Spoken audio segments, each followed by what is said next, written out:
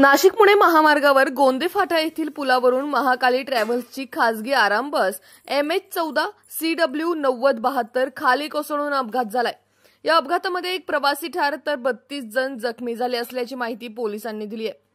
महाकाली ट्रॅव्हल्सची खासगी आराम बस पुण्याहून नाशिककडे जात असताना पहाटेच्या सुमारास हा अपघात झालाय।